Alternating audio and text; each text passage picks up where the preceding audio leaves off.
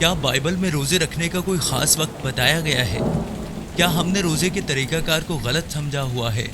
کیا آپ نے کبھی محسوس کیا کہ آپ کی دعائیں وہ اثر نہیں دکھا رہی جو آپ چاہتے ہیں؟ کیا آپ کو ایسا لگتا ہے کہ برکتوں کے دروازے بند ہیں؟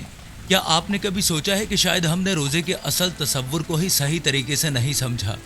کیا روزہ صرف کھانے پینے سے پرہیز کا نام ہے یا اس میں کوئی گہرا روحانی راز چھپا ہوا ہے؟ اور سب سے حیران کن بات، کیا بائبل مقدس میں روزے کے لیے کوئی خاص وقت مقرر کیا گیا ہے؟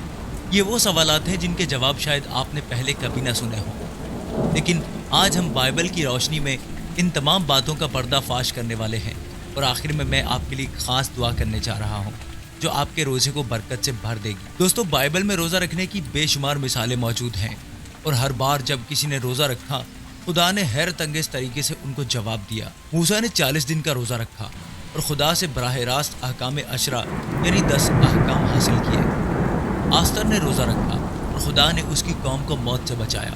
دانیل نے ایک خاص روزہ رکھا اور خدا نے اس پر آسمانی راز ظاہر کیے۔ نینوا کے لوگوں نے روزہ رکھا اور خدا نے انہیں ہلاکت سے بچایا۔ اور سب سے بڑا روزہ، خداوند یسوع مسیح نے بیابان میں 40 دن تک روزہ رکھا اور پھر شیطان پر فتح پائی۔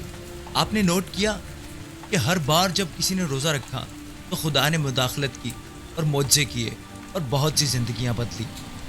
تو پھر سوال یہ ہے کہ کیا ہم بھی روزے کو اتنی ہی سنجیدگی سے لیتے ہیں جتنی بائبل مقدس لیتی ہے؟ کیا بائبل ہمیں روزے کے لیے کوئی خاص وقت بتاتی ہے؟ یہ ایک ایسا سوال ہے جس پر بہت سے لوگ الجھن میں مبتلا ہیں۔ کیا روزے کے لیے کوئی خاص مقررہ وقت ہے؟ بہت سے لوگ سمجھتے ہیں کہ روزہ کسی بھی وقت رکھا جا سکتا ہے، اور یہ بات کسی حد تک درست بھی ہے کیونکہ بائبل مقدس میں مختلف مواقع پر روزے رکھے گئے۔ لیکن کیا آپ جانتے ہیں کہ بائبل میں ایک ایسا خاص روزہ بھی ہے جس کا وقت مقرر ہے؟ یہ حیران کن حقیقت احبار 23:32 میں لکھی گئی ہے، جہاں خداوند یوم کفارہ کے روزے کا حکم دیتا ہے۔ یہ تمہارے لیے سبت کا دن ہوگا اور تم اپنے آپ کو عاجز کرو۔ اس مہینے کی 9ویں تاریخ کی شام سے لے کر اگلی شام تک تم اپنا سبت مناؤ گے، جس میں خداوند نے کہا کہ تمہارے لیے سبت کا دن ہوگا اور تم اپنے آپ کو عاجز کرو گے۔ اس مہینے کی 9ویں تاریخ کی شام سے لے کر اگلی شام تک تم اپنا سبت مناؤ گے۔ یہاں ایک اصول دیا گیا ہے کہ روزہ ایک شام سے دوسری شام تک رکھا جائے گا۔ یہی طریقہ یہودی روایت میں بھی نظر آتا ہے، جہاں سبت اور دیگر مقدس دن شام کے وقت شروع ہوتے ہیں اور اگلی شام کو ختم ہوتے ہیں۔ تو اس کا کیا مطلب ہے؟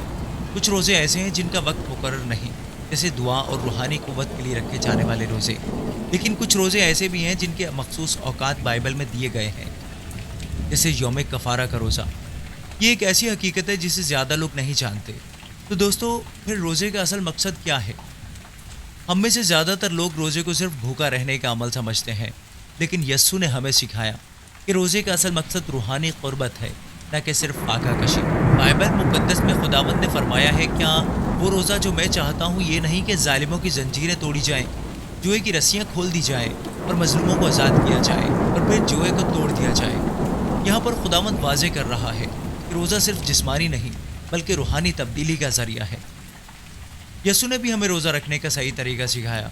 خداوند یسوع نے فرمایا کہ جب تم روزہ رکھتے ہو تو ریاکاروں کی طرح اپنا چہرہ اداس نہ بنایا کرو، کیونکہ وہ لوگ تو لوگوں کو دکھانے کے لیے صرف اپنا چہرہ بگاڑتے ہیں، بلکہ جب تم روزہ رکھتے ہو تو اپنے سر پر تیل ڈالا کرو اور اپنے چہرے کو دھویا کرو، تاکہ تمہارا روزہ لوگوں کو نہیں بلکہ تمہارے آسمانی باپ کو نظر آئے، اور تمہارا آسمانی باپ جو پوشیدگی میں دیکھتا ہے وہی تمہیں اجر دے گا۔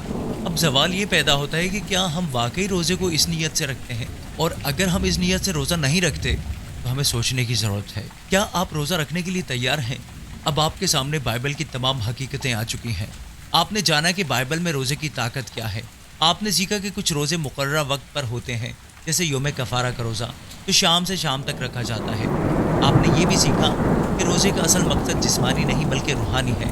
تو اب سوال یہ ہے کہ کیا آپ اپنی زندگی میں روزہ رکھنے کا فیصلہ کریں گے؟ کیا آپ خدا سے اپنے تعلق کو مزید مضبوط بنائیں گے؟ اگر آپ کا جواب ہاں ہے تو نیچے کامنٹ میں آمین لکھیں تاکہ ہم سب مل کر دعا کر سکیں۔ امید ہے کہ آپ نے کامنٹ لکھ دیا ہوگا۔ چلیے ہم سب مل کر دعا کرتے ہیں۔ اے قادر مطلق خدا باپ، میں تیرے حضور آتا ہوں اور اپنے ان تمام سننے والوں کے ساتھ دعا کرتا ہوں کہ تو ہمیں روزے کی اصل طاقت کو سمجھنے کی توفیق عطا کر۔ اے خداوند جی، ہمیں وہ حکمت عطا کر کہ ہم روزے کو محض ایک رسم کے طور پر نہ دیکھیں بلکہ ایک روحانی ہتھیار کے طور پر استعمال کریں۔ اے خداوند یسوع مسیح، جیسے تو نے بیابان میں 40 دن کا روزہ رکھا، ہمیں بھی وہ طاقت عطا کر کہ ہم آزمائشوں پر غالب آ سکیں۔